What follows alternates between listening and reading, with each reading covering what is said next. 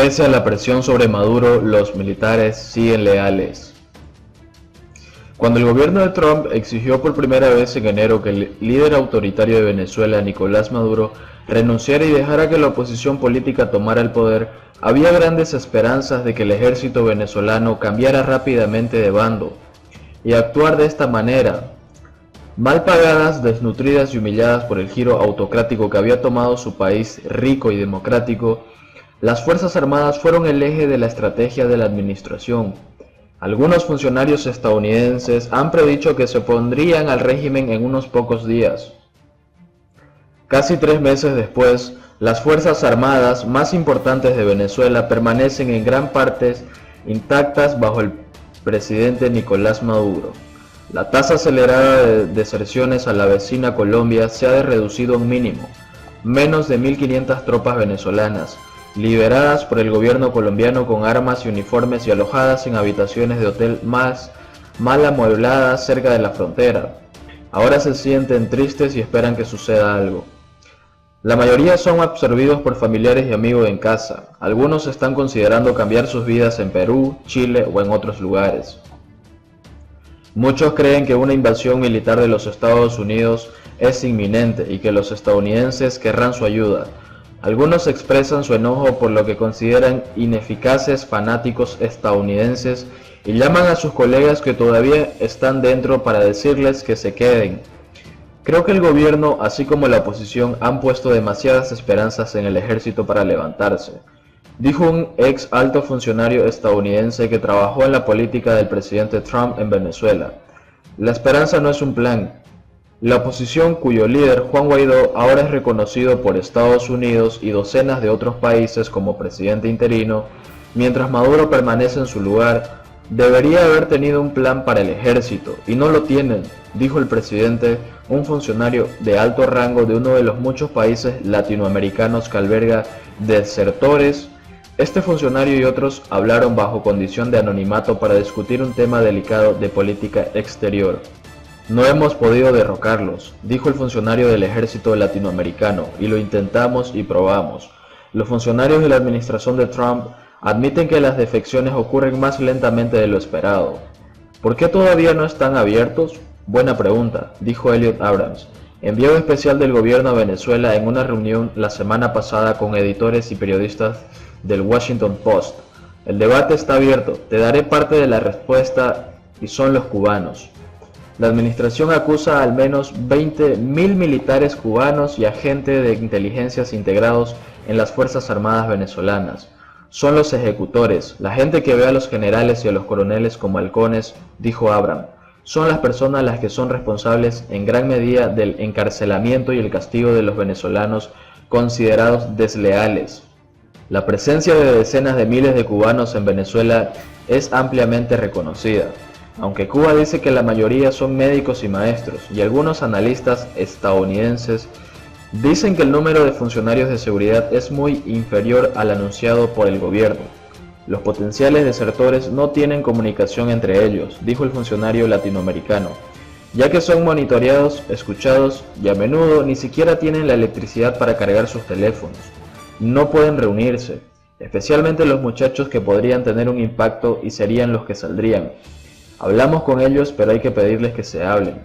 Un coronel del ejército venezolano de 50 años, hablando en Cúcuta, la ciudad fronteriza de Colombia donde se encuentran la mayoría de los desertores, admitió que no hay comunicación ni unidad en absoluto dentro del ejército. El coronel se negó a dar su nombre, citando la seguridad de sus familiares en Venezuela. La razón por la que ya no faltan, dijo, es el temor que sus familias se arruinen. Nuestro mensaje es a los soldados. Aunque dudan en criticar, algunos funcionarios estadounidenses expresan su exasperación ante la oposición liderada por Guaidó, que dicen que no recibe el apoyo de sus propias fuerzas armadas, incluso cuando exigen la intervención de Estados Unidos. La oposición no se ha ganado su confianza, dijo el ex alto funcionario de Estados Unidos, e hizo un mal trabajo para aliviar sus temores, dijo Abrams. Caminando un poco, asintió, diría que Guaidó y el organismo liberado por la oposición, la Asamblea Nacional, que lo eligió como presidente interino, deben hacer que ciertos miembros del régimen, los militares, comprendan que quieren una transición de la unidad nacional con la participación de todas las partes. Dijeron lo correcto, lo hicieron. Una reconciliación, no hay venganza. Supongo que todavía no cree. Por su parte, los líderes de la oposición están empezando a preocuparse. Sabemos que nuestro mensaje a los soldados es escuchado y que las Fuerzas Armadas no están satisfechas. Pero hay demasiada vigilancia, chantaje y contraespionaje, dijo Juan Andrés Mejía, miembro del Partido de la Voluntad Popular. Guaidó está a cargo del plan al día siguiente de la oposición. La estrategia, reconoció, no produjo el efecto deseado, pero muchos dicen que la fuerte retórica de la administración y las reiteradas insinuaciones de Trump sobre la posible acción militar de los Estados Unidos, así como las presiones económicas y financieras, han provocado que esperen más a Washington. Estados Unidos ha sido un aliado increíble, y eso es algo que no podemos negar, dijo Freddy Superlano, otro legislador de la Voluntad Popular, pero es cierto que su discurso y el de la comunidad internacional han sido muy pomposos, lo que es un poco molesto para algunos cuando dicen cosas sin ninguna voluntad real e inmediata de cumplir. En Venezuela la población también se está impacientando. Lo único que Estados Unidos me está diciendo es que dicen que es suficiente, que Maduro tiene que irse, dijo Orlando Pérez, de 53 años, quien dijo que luchó para superar la escasez, alimentos, electricidad y agua en sus suburbios. Obrero al este de Caracas, pero si los retiran, los sacan, no continúan proponiéndose hacer cosas y amenazar, y no hacen nada a continuación. Los funcionarios estadounidenses dicen que tienen muchas más cartas económicas y diplomáticas para jugar. Se impusieron severas sanciones a las exportaciones petroleras venezolanas.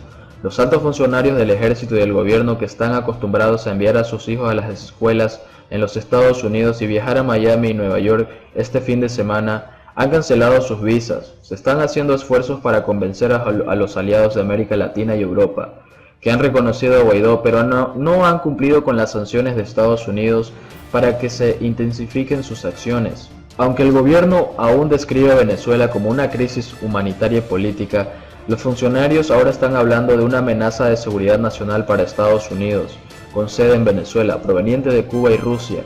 Rusia aterrizó brevemente 2 bombarderos equipados con cables nucleares cerca de Caracas en diciembre y envió 100 soldados el mes pasado para llevar a cabo lo que los funcionarios estadounidenses consideran un mantenimiento actualizado de las armas fabricadas por Rusia compradas por Venezuela. La semana pasada, Moscú anunció la apertura de una escuela de entrenamiento en Venezuela para permitir al ejército operar sus helicópteros rusos. El Consejo de Seguridad de las Naciones Unidas, donde los partidos de Maduro, Rusia y China tienen un veto, probablemente no acepten ninguna acción. Algunos miembros de la administración sugirieron invocar el Tratado de Río, un pacto de seguridad mutua celebrado en 1947 entre los Estados Unidos y América Latina. En términos prácticos, la mayoría de los países de la región que no han reconocido a Guaidó, incluidos México, Bolivia, Nicaragua, Cuba y Venezuela, no son miembros del acuerdo y no pueden vetar sus acuerdos.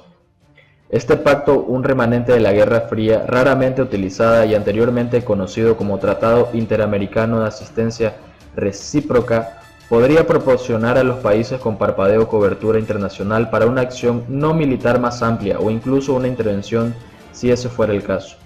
Estoy convencido de que la gente de América del Sur entiende que quien comparte sus valores, quienes son sus amigos, dijo el secretario de Estados Unidos, Mike Pompeo, que actualmente visita la región y planea una parada en Cúcuta el domingo. Una entrevista de Televisa en Chile, esta comprensión común del camino a seguir nos llevará al resultado que el pueblo venezolano merece.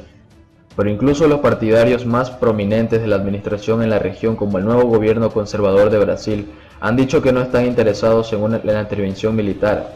Esto podría suceder bajo los auspicios de las Naciones Unidas, si Venezuela se declara en una guerra civil y tenemos que llevar a cabo una operación de mantenimiento de la paz, dijo el vicepresidente brasileño Hamilton Mourão, cuyo país ha recibido a unos 500 desertores venezolanos durante una conferencia de prensa la semana pasada en Washington. Una invasión clásica de Venezuela para derrocar a Maduro no lo veo como una solución, dijo Mourão, porque sabemos que comenzará pero no sabemos dónde terminará. Miedo a rebelarse, lo que finalmente lo llevó a cruzar la frontera colombiana el 28 de febrero, dijo que Harle, de 33 años, un sargento mayor de tercera clase que sirvió 11 años en el ejército venezolano, no tenía mucha importancia. Pidió un día libre para acompañar a su esposa embarazada a una cita médica y su comandante se negó. Vamos, le dijo a su esposa. No nos queda nada aquí. Desde la ciudad venezolana de San Cristóbal, no muy lejos de la frontera, caminaron con su hija de 2 años a Colombia por pequeños senderos que cruzan la región. Hoy la casa y la familia de Harle son una habitación sin ventanas en un pequeño hotel en Cúcuta que está lleno de historias similares. Los ventiladores de techo apenas respiran, el aire es sofocante y el lugar es una cacofonía de zapatos para niños pequeños y bofetadas de dominó jugados por hombres aburridos. Mientras que la decisión de irse se tomó en un instante, dijo Harle, ha habido una larga acumulación.